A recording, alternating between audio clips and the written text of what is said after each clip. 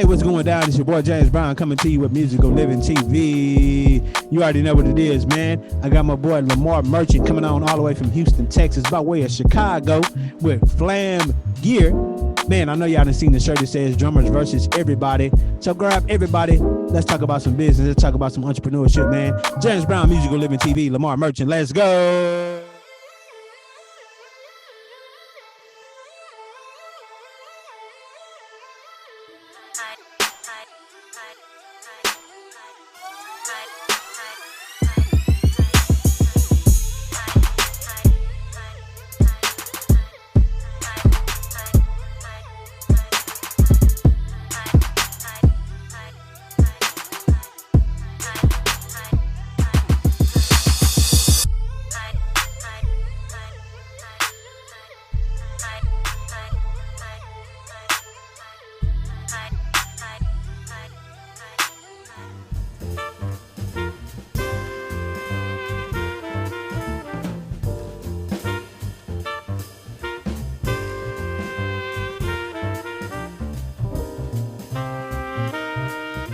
So, man, I just want to tell you, first of all, man, I appreciate you. When I first started my brand, I reached out and you didn't hold back. You gave me all the information, you know. Hey, yo, interestingly enough, man, like when I first started the brand, I started reaching out to cats. They weren't even musicians, but it was other people that had brands. And one guy in particular, I came across his brand here in Houston, and man, without any reservations, man, he gave me all the goods, and we're still friends today.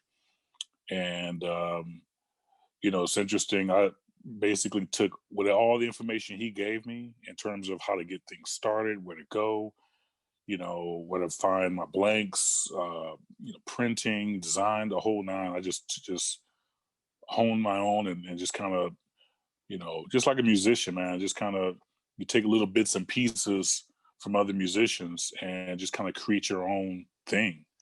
And Right. so that's exactly what I did. So, but yeah, we're still kicking. It's a tough business, man. It's very, very tough. We've been this year will be 8 years doing this, Wow. and you know, thank God for my corporate job. Thank God for my gigs, because trying to dive into this in an already saturated industry, trying to do it full time, man, it'll be real tough. You Oh, know, yeah. um, so of course you want to grow this thing to where you can essentially leave your corporate job and things of that nature. But the realistic thing is that everybody's trying to be an entrepreneur. Everybody's trying to have a clothing brand. And since you and I kind of started this thing, now I'm starting to see all these other copycats out there. And I mean, hey, it's all good. I mean, I'm a true capitalist, so I bring on competition. I mean, Right. that's the American way, the American dream. So I don't have any qualms about cats doing their own thing and spinning off. I mean, we do it as drummers, so Right. why not in the clothing brand game? Right. So my question to you, kind of going back a little bit, how did you even start? Like, where did Flam come from? Flam Gear? Where did that even start? Yeah. So like, kind of give you a little history. When I lived in California for several years, I I moved out there for promotion, working in finance for Wells Fargo. And so when you're out there in California, I mean, the cost of living is brutal. So it forces you to kind of dig deep to find other talents, businesses that that you may be pregnant with, that you need to birth. So I discovered that LA didn't have a whole lot of places where I could find good gumbo. So I started making gumbo and inviting friends over, And they were like, man, you need to start a business. So that's exactly what I did. I thought about it. I was like, man, you crazy. About 2 weeks later, I was like applying for my business license. You know what I'm saying? Um, and so that's how the whole entrepreneur thing, I knew I always wanted to be in some capacity an entrepreneur and kind of run my own thing. So I did that for a while until I moved in 2011 from LA to Houston. And I was thinking, well, maybe I should continue with this food thing. But I realized like Houston is very close to Louisiana and there's going to be a lot of competition. Yeah. Right. So I was like, you know what? I'm not even going to, even though I know my gumbo is probably the best on this side of heaven, but that's neither here nor there. But so after getting settled here and in 2011, 2 years later, I'm getting settled in with my, finance career and, all of that. And then the entrepreneur bug just sparked again. And I'm thinking, okay, I don't want to do anything food related. I want to do something that I'm passionate about, which is music, which is drums. Right. So And so you actually you was working and like thinking about this idea of doing yes, something else. yes. So, and we could talk about that later, but I strongly encourage cats that, if you're playing music, you're doing your thing, whether, you're doing gigs on the weekends or doing small tours or regional tours, stuff like that. And you still, you're working a corporate job, there's nothing to be ashamed about that. I mean, you still have to pay bills. The bills don't go away. And I've noticed cats, even from COVID, that they are essentially having to take on jobs now Right. to help pay the bills. And I encourage all the cats. There's nothing wrong with that. There's Yeah. nothing wrong with that. Yeah. Dude, It's a benefit, man. It's a like, benefit. I mean, 50 years ago, pastors actually had jobs. I can believe it. You know what I'm saying? 50 years ago, pastors had jobs and they pastored part-time. Think about that. So, in our profession as musicians, I mean, it's great that you want to do it full time. And I've seen cats struggle in LA. And I'm like, you know what? I mean, it'll be great opportunity to, play for a particular artist and go on tour. From IG, it looks great. But after that tour is over, like, where are you going to get your money from? Right. You know what I'm saying? So, but back to the story. I mean, yeah, I'm working in finance at the time. I'm gigging. I'm getting my feet wet here. It's a new city. I'm getting to know cats. And interestingly enough, at this time, I was also part-time teaching at Guitar Center. Wow. So, yeah, man, I got a little Jamaican in me, man. Not really, but I think I'm part Jamaican. I do like 50 jobs, man. That's just that I'm from Chicago, so it's just that Chicago hustle that's in Makes me. sense. Makes sense. So yeah, man, I'm doing the teaching thing. So I'm around musicians a lot, teaching, the kids and whatnot, gigging. And I'm thinking to myself, man, I want to come up with something, music related, as a business. And I kind of looked around and I didn't really see any clothing lines specifically for us, until I came across Drum Life, Yeah. I know about that. in LA, and came across those guys on IG, and I was like, oh well, okay, that's cool, but I want to do something completely different, right?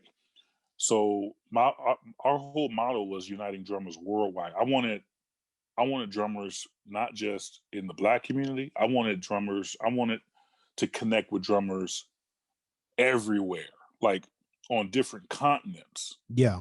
That's how I wanted to do it, to make it more international. And the thing about it is, man, I prayed about it, and I didn't go to school for design. I didn't go to school um, for merchandising. I have my degree in business, so I did know how to run a business. I ran it before in Los Angeles with the food thing, and so I knew how to start something from nothing and build it up. Right, I did know that, and like I said, after praying about it, man, God just started downloading designs. I would wake up in the middle of the night and like draw out these designs, and I still got like the sketches. I keep them, you know what I'm saying? And eventually I'm going to frame them, but I keep these sketches. And so I was just, just drawing out stuff, man, and just coming up with ideas. And I was just immersing myself in the industry, in the t-shirt business. Yeah. So, like I said, I came across this guy here in Houston. There was an online magazine called T-Shirt Magazine, and they would feature all these different brands and so forth. And I was like, man, it would be awesome. I get my brand. So I came across this guy. Come to find out, he was in Houston. I reached out to him, had lunch, paid for lunch. Yeah. Right. Paid for his lunch, picked his brain, and he gave me all the knowledge, man. And I just kind of took it to the next level. And again, other things, other designs started to and then I started to get influenced by other brands as well. Yes. And so, for example, the shirt that I'm wearing right now, Detroit versus Everybody was the initial. It's like the flagship brand out of Detroit. And so I remember I came out, I had a different font on this from this one. And when I rolled it out, I had a friend of mine that I used to work with at Guitar Center. She was from Detroit. She called me up. I was at an airport. I was at Hobby Airport. She called me up. She goes, now, man, I love your design, but, there's another company called Detroit versus Everybody, and they suing everybody for using they logo, the versus everybody. So I was like, really? So I said, I already knew about them, but I didn't know they were going that far. So while I was at the airport, I looked them up, researched those guys, sent them a long email. And the following week, we were in the process of actually negotiating to do a licensing deal. Oh, wow. Right. And where Drummers versus Everybody was going to be on their site. Any proceeds that they sell, I get. Any proceeds I sell, they get. And it was just going to be a flat licensing deal. And we, for whatever reason, it just never happened. They just fell off. I've reached out to them. I proactively reached out, and I purposely kept those emails just in case I get some type of letter from an attorney. Right. And but interestingly enough, come to find out, one of the founders is a fraternity brother of mine, and I think they were just kind of like, well, we're not even going to touch this cat, man. He's a brother, that's what I'm kind of thinking. That's what happened. Right. But yeah, man, that was one of the influencers of the design, and it just took off, because nobody was like doing this. But I'm gonna tell you something, the market don't lie. See, what I've realized is that over the years, I can throw out a dope design that I think is great, right? But the market will determine whether it's great or not. Yeah, right? I agree. And a lot of brand owners, entrepreneurs, I mean, even like musicians that put music out there or whatever, it's the market that determines whether or not you're going to be successful. I've had designs that literally sat on the shelves, and I literally had to basically give them away. You know what I'm saying? I did, I've had trial and error situations where I've had,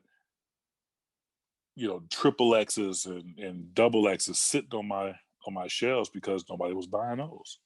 So it was just learning all along the way, man.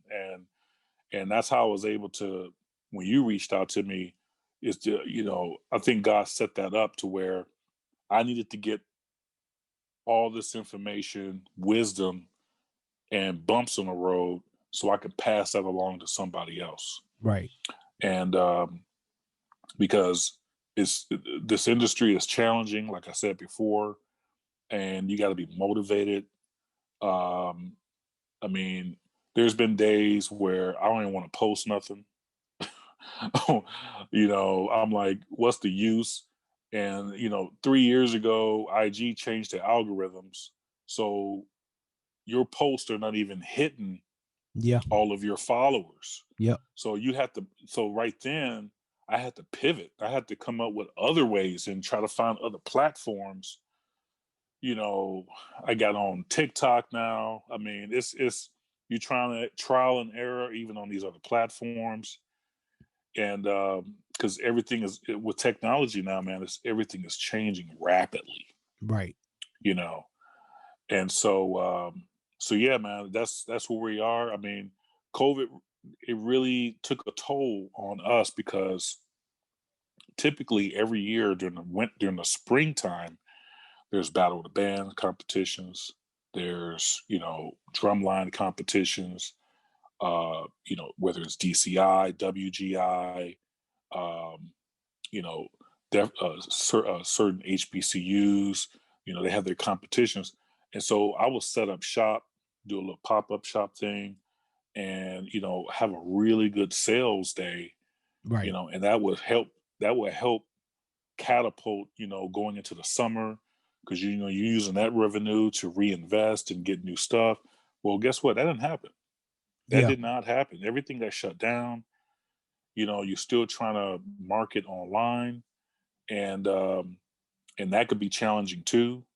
I even thought about doing the whole guerrilla marketing where I'm like literally got clothes in the back of the car and just going places and just be like, yo, but even bands were not even getting together, like school bands.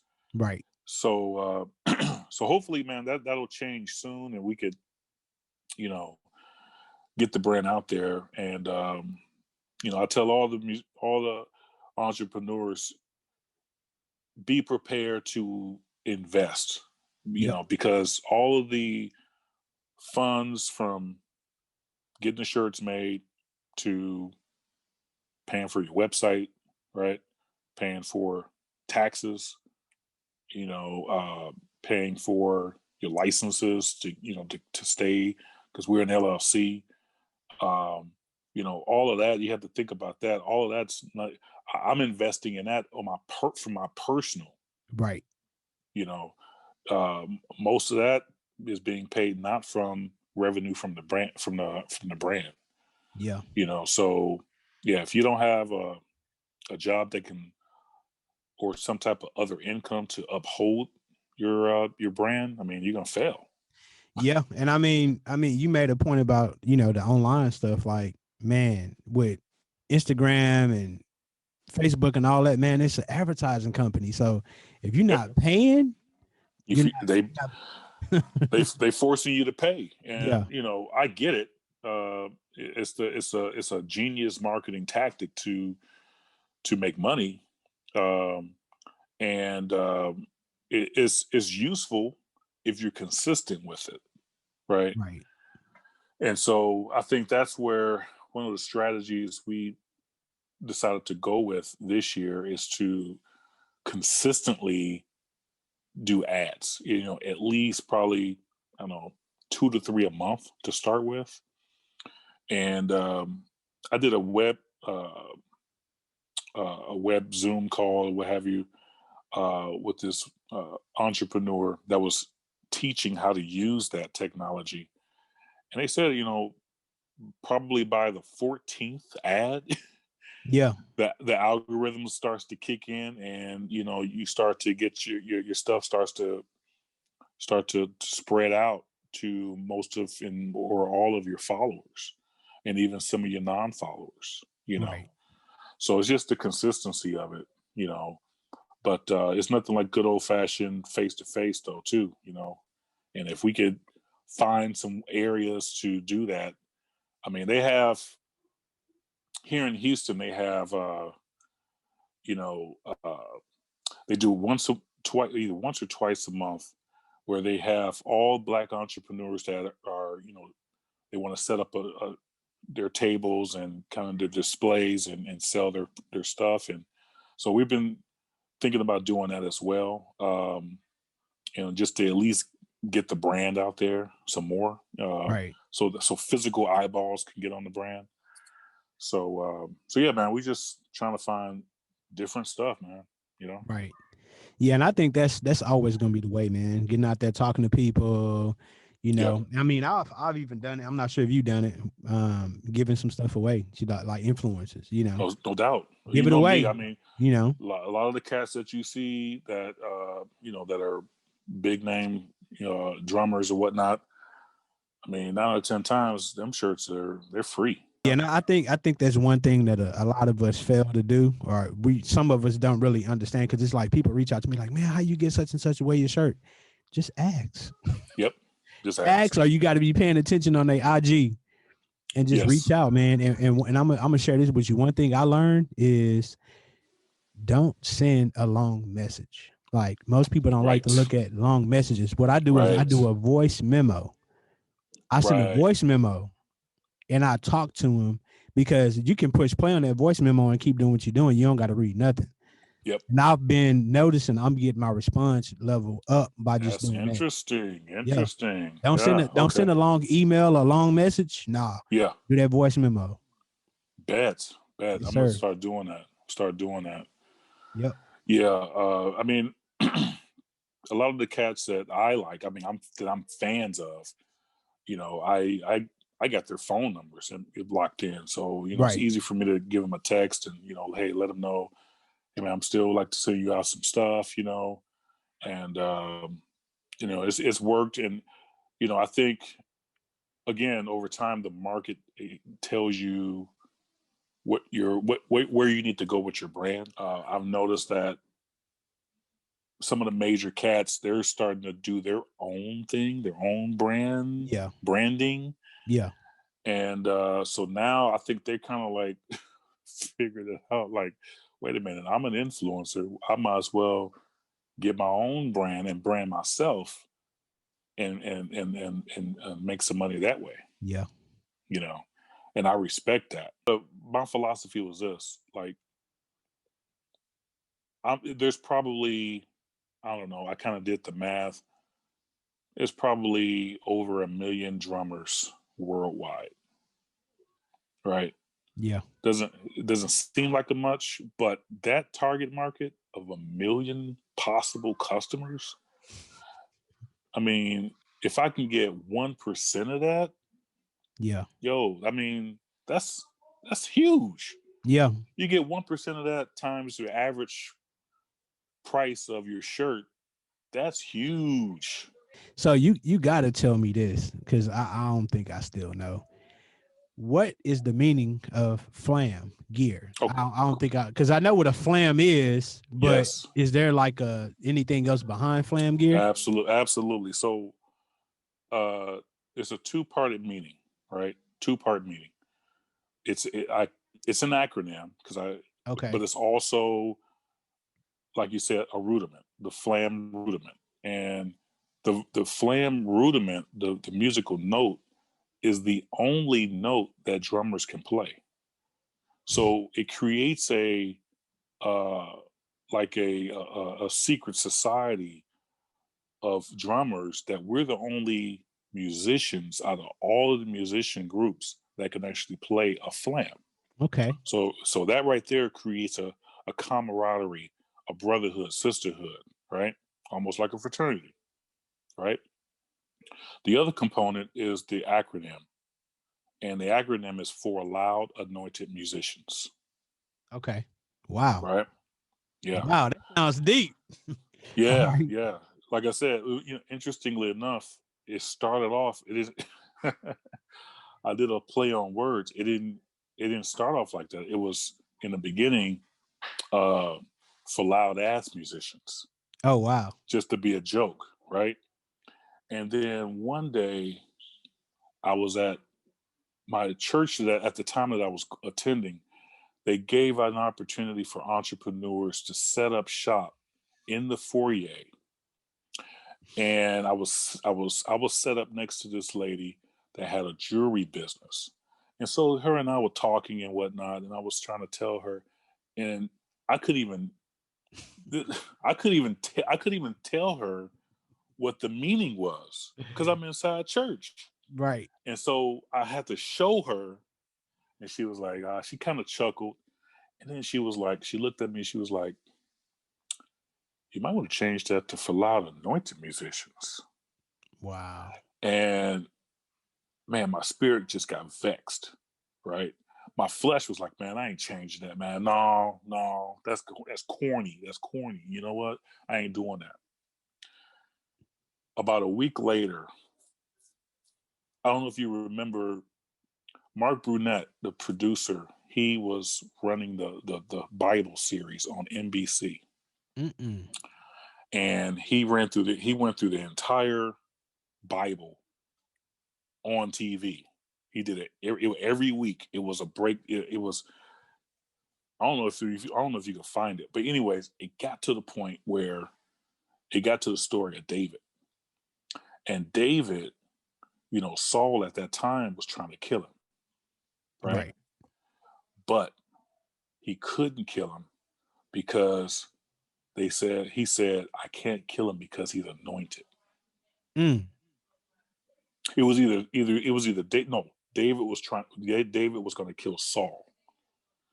And David said, no, I can't kill him because he's anointed. Even though he's doing all this crazy stuff, even though, he's not in the will of God, even though he's doing all this stuff, he was still anointed. And David said, I can't kill him. That's a word. And it was like a bomb went off. I was like, that's it. And so I said, you know what, Lord, I'm going to change this name to For Loud Anointed Musicians. And I'm just trusting in you to help take this brand to the next level. And that's exactly what I did. So without any reservations, I changed everything. The good thing was I was still young in my brand to where I didn't have a whole lot of, stuff printed already with the previous name. And so yeah, I was able to make a clean switch everything over, and everything just started taking off from there. Cause it just allowed me to trust in God. I can't like operate in the world and think that, okay, everything is going to be all good. Right. My spirit was vexed. So I was like, you know what? I'm just going to go with it. And you know what? That's something that we don't think about as brand owners. Yep. Especially as Christian men. Yes. Bro, this is a ministry. Exactly. It's really a ministry. We don't think about it like that. It's a ministry. It's a ministry. I didn't even think about me playing drums as a ministry. Yeah. And see, I've kind of gone away from playing in church.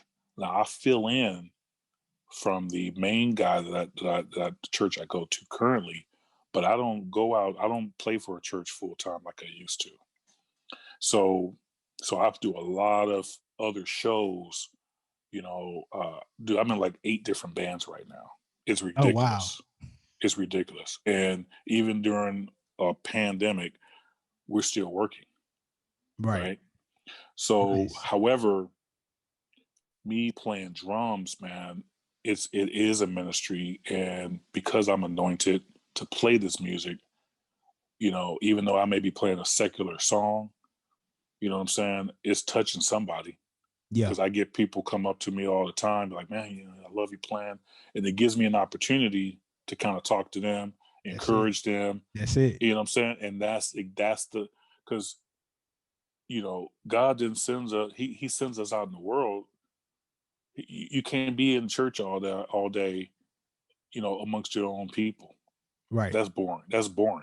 You can't reach the lost. You can't reach people that, you know, that need that encouragement or need a word. Uh, them people are outside the door, outside the walls. Right. So Yeah. when I mean, the church in Houston says it all. Brook Hollow, the church without walls. Like, without walls, yeah, exactly. like we supposed to go out. And it makes me think about why we put things on t-shirts.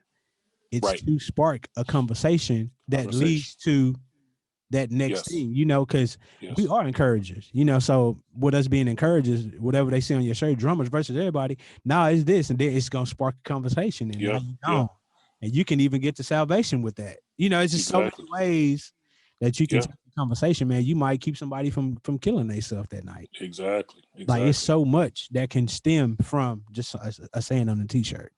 And see, you know, I travel, and you know, I meet a lot of different people, and you know, the thing about it is, it allows you to have a conversation with people that don't look like you. Yes. And I think Black people need to stop being in this box, right?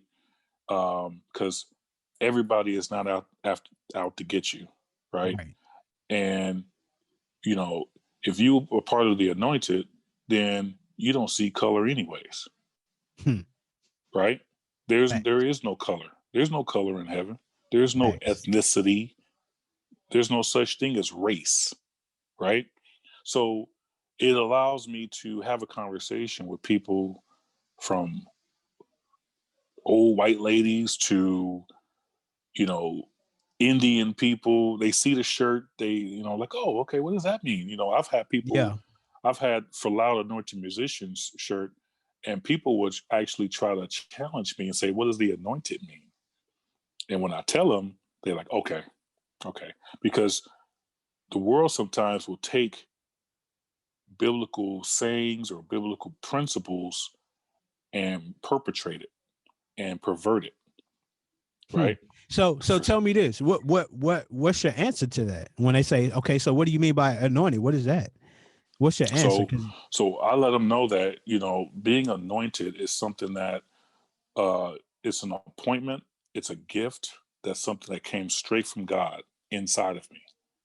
And as a musician, I am anointed to play music, to produce music, to be around music, and that's what I'm anointed to do. You have people that are anointed to speak; they're great orators, right? You have people that are anointed um, to develop businesses, Mm-hmm. right? So yeah, we all have our gifts, and this is my gift. Is my gift is to play drums. I've been playing drums since I could remember, and you know, this is a gift that I can share and give an opportunity to minister, and Right. and nobody can take that away from you. Just like David was about to kill Saul, nobody could take Saul's anointed. He was still anointed no matter what. Right.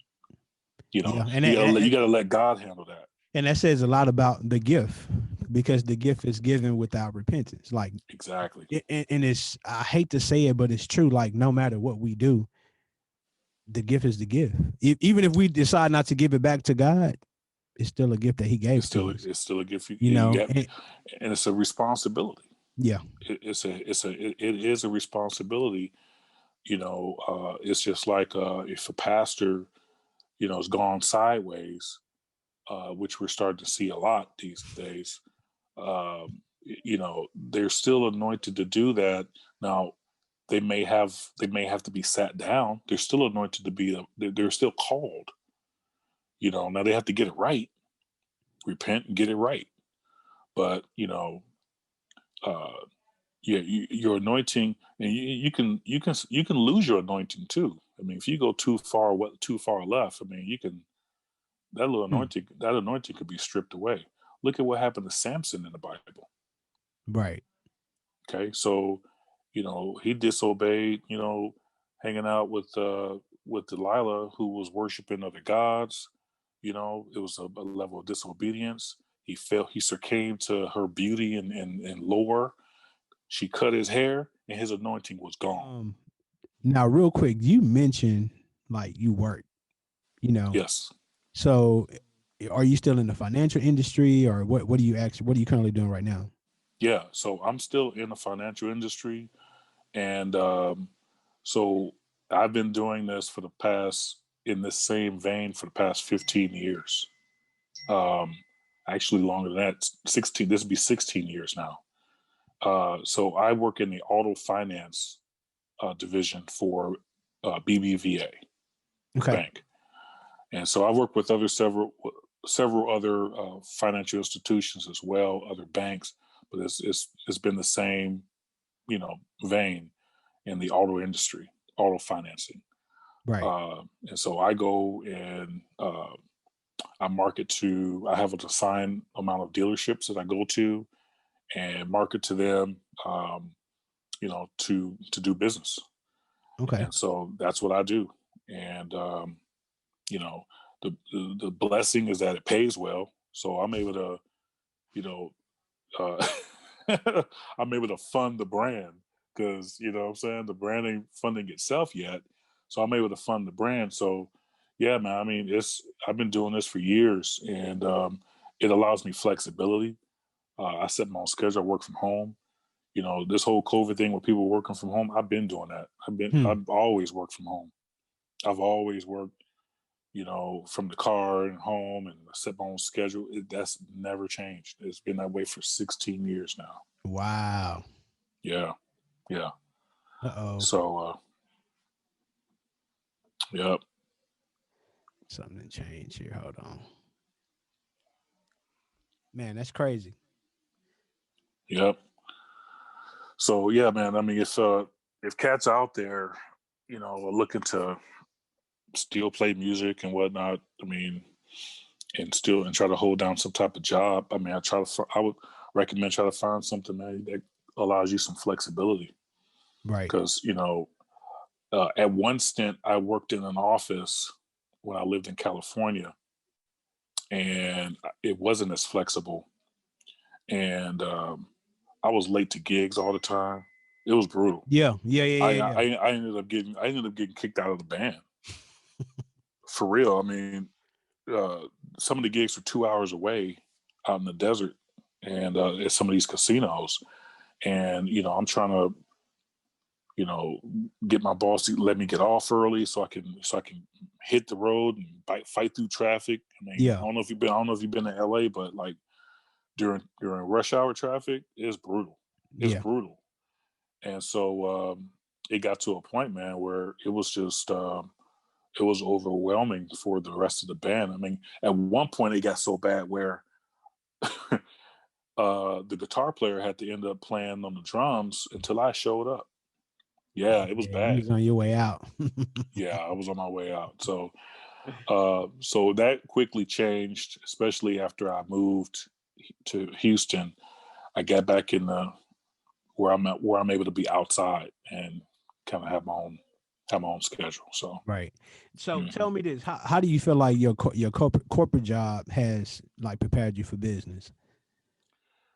Man, so the main thing is we're in a people business, right? No matter what you're doing, I don't care if you're selling widgets on the side of the road or running large corporations or playing for a choir.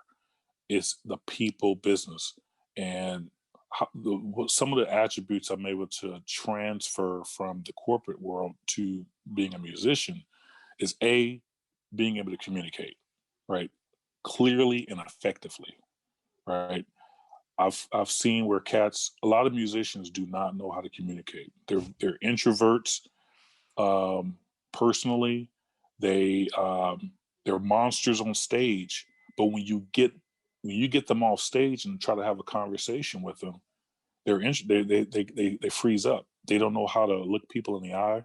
They don't know how to negotiate their pricing. I've had guys that were they couldn't. They were too afraid to negotiate the cost for the band, Hmm. or to demand the money. It's like, we played for 4 hours. Where the money? Right. You know. So that's the main thing, man. Is the communication and being able to clearly convey your thoughts. Right. The second thing is is managing your money. So Mm. it would be stupid for me. I will look real stupid that I work in finance and I can't even manage my own money. Right? I can manage millions of dollars on a monthly basis, but I can't even manage my own, let alone the money that I earn from doing gigs. Right? Mm-hmm. I'm blowing the money, or I'm not investing the money back into my craft and things like that. Right. So, and the third thing, I mean, there's many more, but what it comes to mind is the third thing is just the professionalism. You know, um, being able to have some social and personal awareness of yourself. Right. You know, when you're doing gigs, you can't show up, all loud, trying to holler at women, um, you know, overplaying, getting into arguments with the band while you on stage. I mean, you got to have some self awareness and professionalism, right? And most of the professionalism comes usually before the gig, during intermission, and after the gig. That's where the professionalism comes, because you're not playing anymore. So you're either have to have some self awareness that, hey, I can't be using profanity all loud. I can't be, drinking on the gig, getting sloppy drunk. I can't, trying to holler at every woman. I mean, that's just so inappropriate, right? Right. And I've seen it. Yeah. So the professionalism and understanding your surroundings and knowing how to read the room, that I do that every day, in my corporate job, and I'm able to transfer that, man, into the music world. And it all allows me to a continue playing with this Mm-hmm. particular band or band leader, and it allows me to it opens up other opportunities for me. Like I mentioned before, I play with 8 different bands. Like, I mean, I mean, I'm a Jamaican on the drums, man. I mean, I got 8 jobs, you know, and but because of the professionalism, because of I've had, you know, leaders of the band, call me on the side to ask what feedback should I bring, or ask me my opinion. Right. Um, and that's because you're bringing value Yes, sir. to the band. You're bringing major value to the band. You're not just a player, but you're bringing professionalism. You're bringing leadership to the band. Right. I mean, as a drummer on the bandstand, yes, we're the leaders. We set the tone. But from a personal standpoint, amongst the rest of the band, like, I'm a leader. Right. Cats are looking at me like, what should we do about this situation? Um, because there's a lot of social aspects to the band. Yes, sir.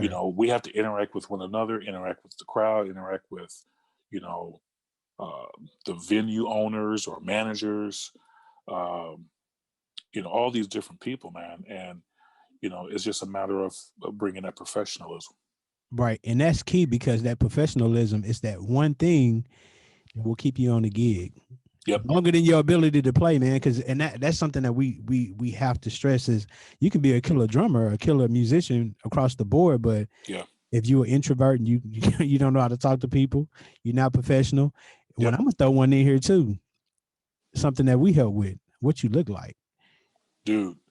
Man, I I've seen mean, people with wrinkled shirts, wrinkled pants wrinkled. I'm shirts, like, God, what's up? pants hanging down.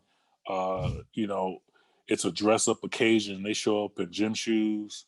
Yeah. Uh, I mean, just out of the box, inappropriate. It's like, yo, I mean, I would ask how many musicians, how many drummers have a tuxedo? Right. And Like, see, that's what you I was gonna say too, because I believe every drummer, really every musician should have at least one black suit. want black suit. At least one You black suit. Dude, weddings, funerals, bat mitzvahs, I don't care. You know what I mean? I've done them all. Like Yeah. The consummate black suit is, you can't go wrong. Yes, You sir. can't go wrong. So yeah, man, that all plays a role. Yeah, your dress is so important, dude.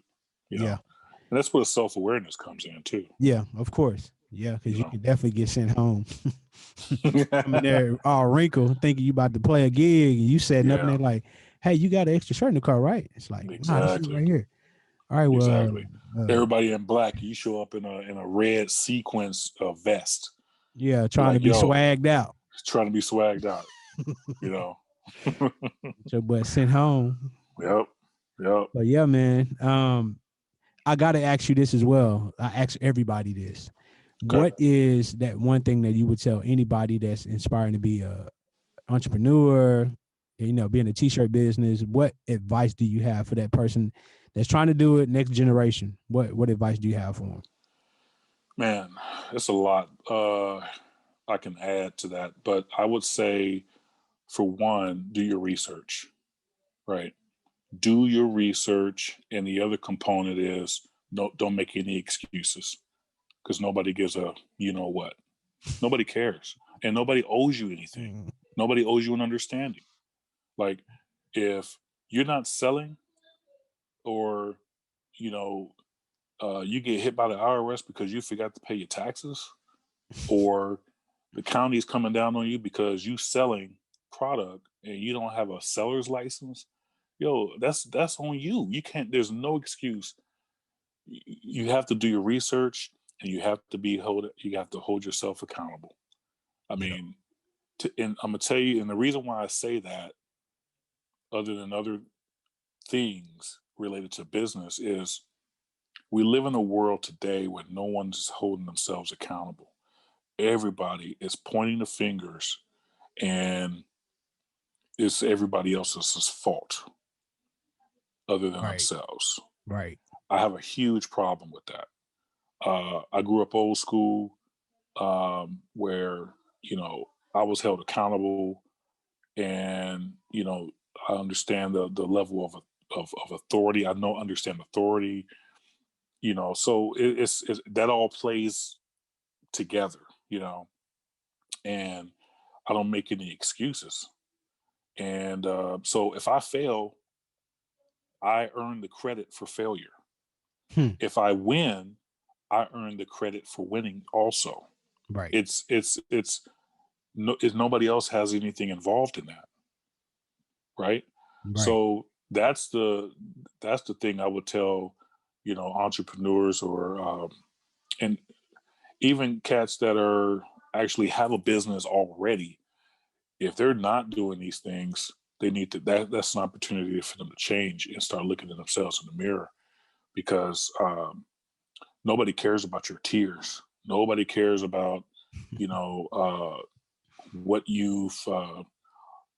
what you didn't do, or your failures, or anything like that. No, the world do not care, and the market definitely doesn't care. The market continues to go on.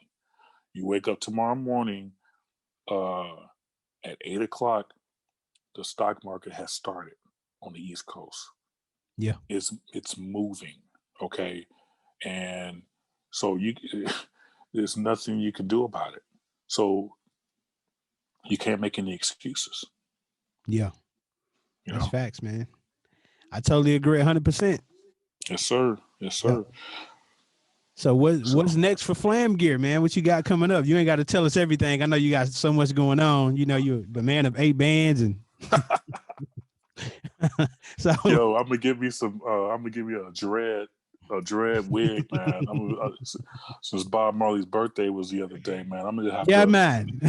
I know I'm gonna have to pay homage to this cat, because, dude, I'm working. I'm working. Well, there are a few designs that I want to revamp our hats. Here in Texas, man, I was just smelling spring in the air, and it's February. I was smelling it. I'm like, man, before you know it, man, the tree's gonna be budding again. Yeah. It's not like in Chicago, man. They got it's gonna be cold until June. You Man. know, that's how it is. You know, so I'm thinking like, man, you know, I want to, you know, revamp some designs on hats. I want to do something fresh for that. I got some other design ideas, more subtle designs. My design's been very known for big and bold over the entire shirt, Yeah. but I want to do something a little bit more subtle, um, where you know it's just over the right shoulder, right part of the chest, and maybe something on the back. You know, just something real subtle or something small right here in the middle. Um, you know, I got a few ideas of um, some clever designs that I'm thinking about doing. So Right. yeah, Nice. Nice, man. Well, hey, it's been a pleasure having you on, man. You didn't drop some gems. Help me out no as doubt, man, usual. no Like, yeah, doubt. man. Like I say, man, I definitely appreciate you, man, for everything you've told me, all the advice, coming on the show, man, dropping knowledge. And yeah, man, I can't Appreciate it, wait to appreciate it. see the new designs. And I'm definitely gonna grab something, man. I got the drummers versus everybody, so something Yeah, come yeah, out. I appreciate it, got to man. grab Yeah, something, man. So yeah, I appreciate you, man, and hope to the rest of your day is great. cool, man. Peace out to you, and man, look forward to some stuff out from you, man, too. Yes, sir. Yes, sir. Much success on the podcast too, man. This Man, is dope. appreciate you, man. Appreciate you. This is dope.